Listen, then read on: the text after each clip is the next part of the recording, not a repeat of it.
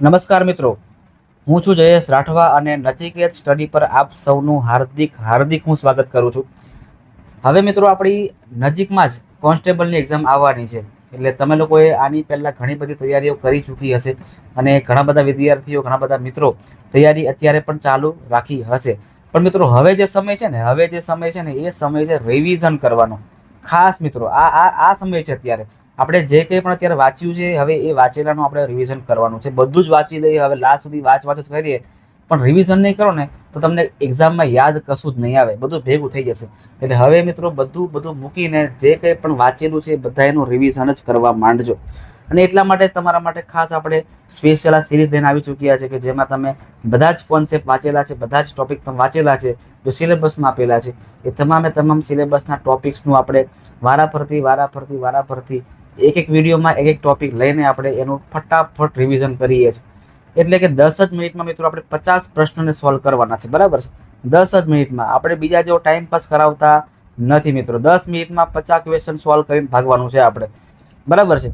ચાલો શરૂઆત કરીએ. ભારતના રાષ્ટ્રપતિ કોણ છે? આવો પ્રશ્ન પૂછાય તો ઘણા બધા ના આવડે, મને ખબર છે.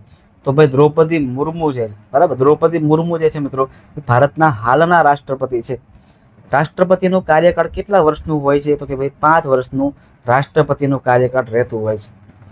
રાષ્ટ્રપતિની ચૂંટણી મંડળ કોનું બને છે? બરાબર, રાષ્ટ્રપતિમાં ચૂંટણી મંડળ કોનું બને છે? તો કે સાંસદો અને રાજ્ય વિધાનસભાના સભ્યો. મતલબ કે રાષ્ટ્રપતિની ચૂંટણી કરવી હોય તો કોણ આવે? તો કે સાંસદો અને રાજ્ય વિધાનસભાના સભ્યો છે એ ચૂંટણી મંડળમાં આવે છે. રાષ્ટ્રપતિ બનવા માટે કેટલી ઉંમર ફરજિયાત જોઈએ? તો કે 35 વર્ષ કરતાં મોટી તો 35 વર્ષ હોય તો રાષ્ટ્રપતિમાં આપણે ઉભા રહી શકીએ. રાષ્ટ્રપતિ બનવા માટે વ્યક્તિએ કઈ જગ્યા માટે લાયકાત ધરાવવી જોઈએ? તો જે રાષ્ટ્રપતિ છે મિત્રો લોકસભાની લાયકાત સૌથી પહેલા ધરાવતી હોવી જોઈએ, તો જ રાષ્ટ્રપતિ બની શકે છે. રાષ્ટ્રપતિ કઈ ભાષામાં શપથ લે છે? તો કે ભાઈ હિન્દી અથવા તો અંગ્રેજી, બંનેમાંથી કોઈ પણ એક ભાષામાં રાષ્ટ્રપતિ શપથ લઈ શકે છે. 7મો પ્રશ્ન છે, રાષ્ટ્રપતિને શપથ કોણ લેવડાવે છે? તો કે ભાઈ મુખ્ય ન્યાયમૂર્તિ હોય ને એ રાષ્ટ્રપતિને શપથ લેવડાવતા હોય છે. ચીફ જસ્ટિસ જે હોય છે ઇન્ડિયાના, CJI કહેવામાં આવે છે ને, એ રાષ્ટ્રપતિને શપથ લેવડાવતા હોય છે. ભારતના પ્રથમ રાષ્ટ્રપતિ કોણ હતા? ડોક્ટર રાજેન્દ્ર પ્રસાદ ભારતના પ્રથમ રાષ્ટ્રપતિ હતા સાહેબ. આગળનો પ્રશ્ન, રાષ્ટ્રપતિનું નિવાસ સ્થાન કયું છે? રાષ્ટ્રપતિ ક્યાં રહે છે? રાષ્ટ્રપતિ ભવનમાં રહેતા હોય છે, દિલ્હીમાં જે આવેલું હોય. ત્યાર પછી રાષ્ટ્રપતિનું મંથલી પગાર કેટલો હોય? કે મંથલી એની ઇન્કમ કેટલી હોય? તો કે 5 લાખ જે છે મિત્રો રાષ્ટ્રપતિનું 5 લાખ મહિને પગાર હોય.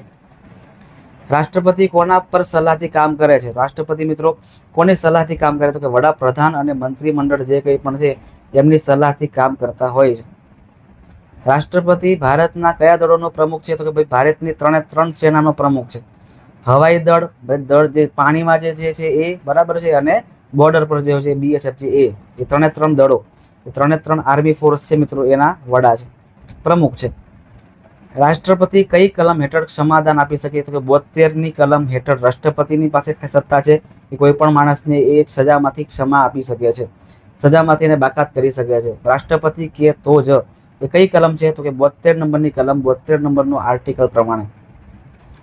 રાષ્ટ્રપતિ કયા મામલામાં ઓર્ડિનન્સ જાહેર કરી શકે છે? તો કે જ્યારે સંસદનું સત્ર ચાલતું ન હોય ત્યારે ઓર્ડિનન્સ જાહેર કરી શકે છે.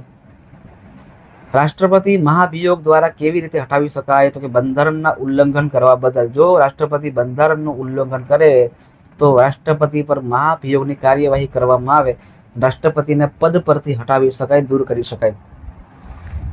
ચલો આગળનો પ્રશ્ન છે, રાષ્ટ્રપતિને હટાવવાનો વિચાર ક્યાં શરૂ થાય છે? તો કે સંસદમાં શરૂ થાય છે. સંસદમાં આની બેઠક બોલાવવામાં આવે, બધા અહીંયા વાતો થાય કે ભાઈ શું ભૂલ છે, બંધારણનું ઉલ્લંઘન થયેલું છે, આ બધી કાઢીને પછી રાષ્ટ્રપતિને હટાવવા માટે મહાભિયોગ કરવામાં આવે. રાષ્ટ્રપતિ વિધાનસભા ભંગ કરી શકે? તો કે હા ભાઈ, કેમ ના કરી શકે? રાષ્ટ્રપતિ કરી જ શકે, પણ કોની? તો કે વડાપ્રધાનની સલાહથી કરી શકે. રાષ્ટ્રપતિ કયા પદાધિકારીઓની નિમણૂક કરે છે? તો રાષ્ટ્રપતિ મિત્રો એ રાજ્યપાલ છે, મુખ્ય ન્યાયમૂર્તિ છે, ચૂંટણી કમિશનર છે, આ બધાને નિમણૂક કરે છે. રાષ્ટ્રપતિ કોને રાજકીય આશરો આપી શકે છે? તો કે શરણાર્થીને. જે કંઈ પણ બહારથી આવે, જે કંઈ પણ બહારથી ડેલિગેટ્સ આવતા હોય તો એમને રાજકીય આશરો આપી શકે છે. ત્યાર પછીનો પ્રશ્ન ઉપર ગતો રહ્યો, રાષ્ટ્રપતિને કયા કલમ હેઠળ વિધાનસભા પર શાસન લાદી શકે છે? તો કલમ નંબર 356. આપણે આની આગળ વાત કરી ચૂક્યા છે. આની આગળના વિડીયોમાં આપણે આની ચર્ચા કરી હતી. 356 કલમ દ્વારા રાષ્ટ્રપતિ વિધાનસભા પર અંકુશ લાદી શકે છે ભાઈ. ચલો, રાષ્ટ્રપતિ કેટલી પ્રકારની વીટો શક્તિ ધરાવે છે? વીટો પાવર, તો કે એબ્સોલ્યુટ, સસ્પેન્સિવ અને પોકેટ, આ 3 પ્રકારના વીટો શક્તિ ધરાવે છે. આગળનો પ્રશ્ન છે, રાષ્ટ્રપતિ કઈ સંવૈધાનિક શાખાનો ભાગ છે? તો મિત્રો રાષ્ટ્રપતિ જે છે ને એ કાર્યપાલિકાનો ભાગ છે. રાષ્ટ્રપતિ સંસદની કઈ 2 સભાઓને સંબોધે છે? તો કે 2 સભા તમને ખબર જ છે, લોકસભા અને રાજ્યસભા. નવાઈની વાત છે જ નહીં આની અંદર. રાષ્ટ્રપતિની ચૂંટણી વિધાનસભાના કયા ચેપ્ટર હેઠળ આવે છે? તો અનુચ્છેદ 54 થી લઈને 65 સુધીના, આર્ટિકલ 54 થી 62 સુધીમાં રાષ્ટ્રપતિની ચૂંટણી વિધાનસભાના ચેપ્ટરમાં આવતું હોય છે. રાષ્ટ્રપતિ કોઈ કાયદાને મંજૂરી આપે છે ત્યારે તે શું બને છે? તો કે સિમ્પલ છે, કાયદો સાચો બની જાય. જેવું સાઇન કરી નાખે, બરાબર છે, કાયદો બની જશે. ભારતના અત્યાર સુધીના પ્રથમ આદિવાસી રાષ્ટ્રપતિ, મિત્રો આ નવો પ્રશ્ન છે, બરાબર છે. ભારતના અત્યાર સુધીમાં જે પ્રથમ આદિવાસી રાષ્ટ્રપતિ છે ને, એ અત્યારે વાત કરી હાલમાં જે છે દ્રૌપદી મુર્મુ. એના પછીનો પ્રશ્ન, ભારતના એકમાત્ર રાષ્ટ્રપતિ કે જે 2 વખત થયા હતા એ ડોક્ટર રાજેન્દ્ર પ્રસાદ, જે મિત્રો 2 વાર રાષ્ટ્રપતિ બની ચૂક્યા છે. ત્યાર પછીનો પ્રશ્ન, રાષ્ટ્રપતિ જ્યારે ભારત બહાર હોય ત્યારે તેમની જગ્યાએ કામ કોણ કરે છે? તો ઉપરાષ્ટ્રપતિ કામ કરતા હોય છે. જે કંઈ પણ એમનું કામ છે એ ઉપરાષ્ટ્રપતિ કરતા હોય છે. આગળનો પ્રશ્ન, રાષ્ટ્રપતિ કઈ સંસ્થાના મુખ્ય છે? તો કે રાષ્ટ્રપતિ મિત્રો રાજ્યનો મતલબ મિત્રો શું થયો ખબર છે? રાજ્ય મતલબ કે આપણો દેશ થઈ ગયો છે, આપણો દેશ. રાષ્ટ્રપતિના કાર્યકાળ માટે કોઈ મર્યાદા છે? તો કે ના ભાઈ, એના માટે કોઈ મર્યાદા નથી. રાષ્ટ્રપતિ કોઈ નિર્ણયમાં વ્યક્તિગત જવાબદાર હોઈ શકે છે? નહીં, વ્યક્તિગત જવાબદાર હોઈ શકે નહીં, કારણ કે વડાપ્રધાન અને મંત્રીમંડળના દેખરેખ હેઠળ, એટલે કે મંત્રીમંડળની સલાહથી કામ કરતા હોય છે. વ્યક્તિગત જવાબદાર તો હોઈ શકે જ નહીં. આગળનો પ્રશ્ન, રાષ્ટ્રપતિ કોને વડાપ્રધાન નિમે છે? તો કે લોકસભામાં જેની બહુમતી આવતી હોય છે, 50% +1, તમે જાણો છો આવા ટકા મળે એટલે એને પછી વડાપ્રધાન બનાવી દેવામાં આવે. આગળનો પ્રશ્ન કયો છે? 33મો, રાષ્ટ્રપતિ કઈ વખતે સંસદનું સંયુક્ત અધિવેશન બોલાવે છે? તો કે નવા વર્ષના પ્રારંભે સંસદનું અધિવેશન બોલાવતા હોય છે. રાષ્ટ્રપતિને કોની સલાહ ફરજિયાત માનવી જ પડે? તો કે મંત્રીમંડળની સલાહ ફરજિયાત રાષ્ટ્રપતિને માનવી પડે છે.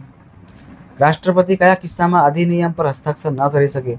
જો વીટો લાગુ હોય, જ્યારે વીટો પાવર લાગુ હોય ત્યારે સહી કરી શકે નહીં. રાષ્ટ્રપતિ કઈ કટોકટી ઘોષિત કરી શકે છે? તો રાષ્ટ્રપતિ રાષ્ટ્રીય, રાજકીય અને આર્થિક કટોકટીને ઘોષિત કરી શકે છે.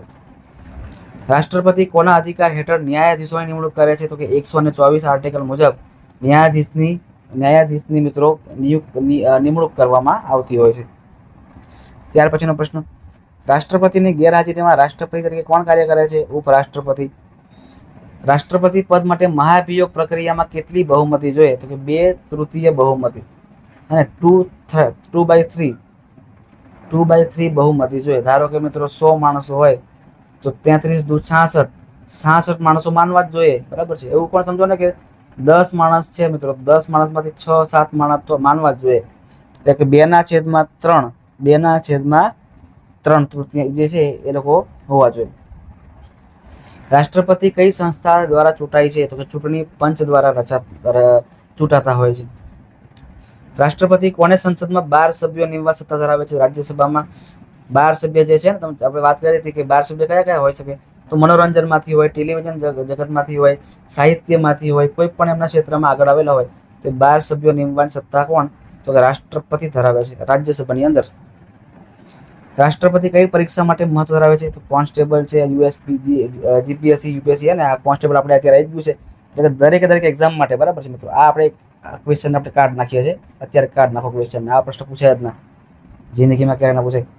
રાષ્ટ્રપતિનો દરવાજો ક્યારે ખુલ્લો માનવામાં આવે છે? આકસ્મિક પરિસ્થિતિમાં અંદર, જ્યારે પણ મિત્રો ઇમરજન્સી લાગુ કરેલી હોય ત્યારે રાષ્ટ્રપતિનો દરવાજો ખુલ્લો માનવામાં આવે છે.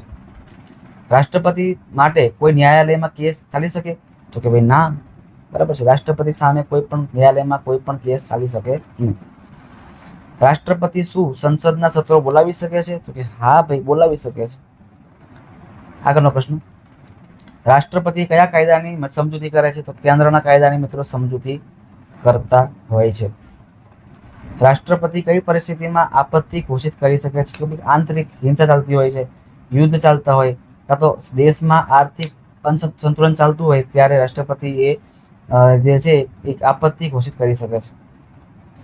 રાષ્ટ્રપતિના પદ માટે કેટલી સત્તા હોય છે? તો કે વિધાયક સત્તા, કાર્યપાલક સત્તા અને ન્યાયિક સત્તા. આ 3 પ્રકારની સત્તાઓ હોય છે. આગળનો પ્રશ્ન, રાષ્ટ્રપતિ કઈ રીતે નાણાકીય બિલ પર નિર્ણય લે છે? તો કે મંત્રીમંડળની સલાહથી મંજૂરી મળે અને પછી નિર્ણય લેવામાં આવતો હોય છે. અને છેલ્લો પ્રશ્ન, રાષ્ટ્રપતિ ભારતના કોણ કહેવાય છે? ખરેખર આ પ્રશ્ન પહેલા રાખવા જેવો હતો. રાષ્ટ્રપતિ મિત્રો ભારતના પ્રથમ નાગરિક કહેવામાં આવે. પ્રથમ નાગરિક, રાષ્ટ્રનો જે વડો હોય ને સૌથી પહેલો જે, એ પ્રથમ નાગરિક એટલે કે રાષ્ટ્રપતિ. ક્લિયર છે મિત્રો? તો આ હતા આપણા ક્વેશ્ચન જે રાષ્ટ્રપતિ પર હતા. બરાબર છે. આમાંથી મિત્રો ટૂંકા પ્રશ્ન ખાસ પૂછી શકે છે, કલમ ખાસ પૂછી શકે છે, તો એની ખાસ તૈયારી કરી લેજો. તમને મિત્રો વિડીયો કેવો લાગ્યો મને ખાસ કોમેન્ટમાં જણાવજો. તમને વિડીયો ગમ્યો હોય તો વિડીયોને મિત્રો અવશ્ય એક લાઈક મારી દેજો અને તમારા મિત્રો સુધી આ વિડીયોને અચૂકથી શેર પણ કરજો. અને જો તમને વિડીયો ગમ્યો હોય તો તમારે મિત્રો ચેનલને ખાસ સબસ્ક્રાઇબ કરવી જ પડે. તો સબસ્ક્રાઇબ મિત્રો કરી લેજો. તમારા માટે હજી આવા નવા વિડીયોઝ આવવાના જ રહે છે.